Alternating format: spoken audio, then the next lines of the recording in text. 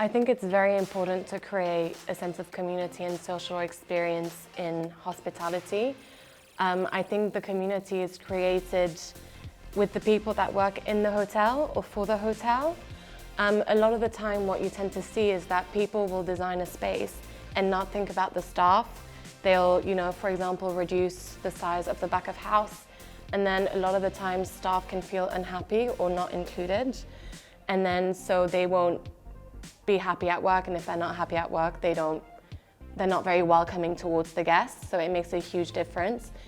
Our job is both to create a room that will attract people to go inside, but it's really the people that work there that will make people want to go back. So I think our job as interior designers is to make sure the back of house design is good, and there's a lot of functionality there for the people working in the space, but also to kind of make sure it's ethical. And that way I think you'll be giving the guests the best kind of front of house experience they can have.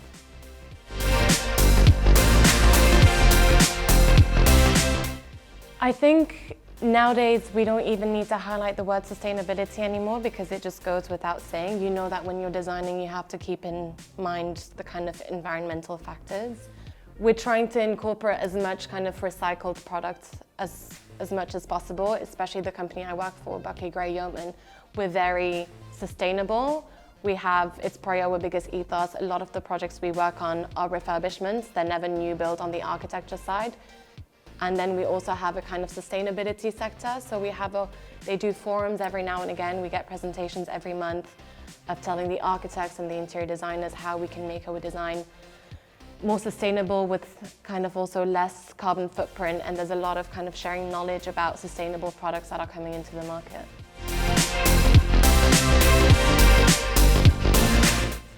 I think it's very important for us to source products from environmentally friendly products or British kind of manufacturers. And we think that the government and the industry as well need to start kind of encouraging people to do so. They should start training programs or apprenticeships, or even kind of set a program almost.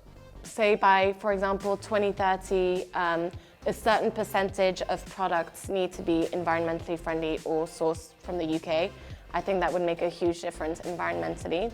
And I think that from there, what we'll start to see is that hopefully it will start to go across the world as well. And then from there, maybe we can start helping the developing countries in doing the same thing.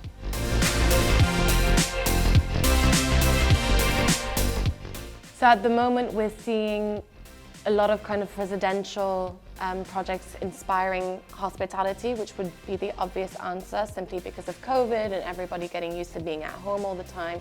They want that comfort when they go to a hotel.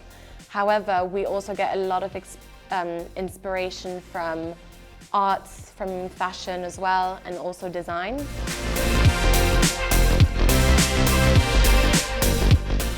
That's an interesting one, because yesterday I was out and I started asking a few suppliers as well to try and get their input and see what they're getting asked as well, to kind of get a general idea. And a lot of people came back to me and said Instagram, like it has to be Instagrammable. It's a big word at the moment, it's basically free PR and marketing work. However, us from our clients specifically, what we're starting to get a lot, and we always have to be fair, is meaningful design.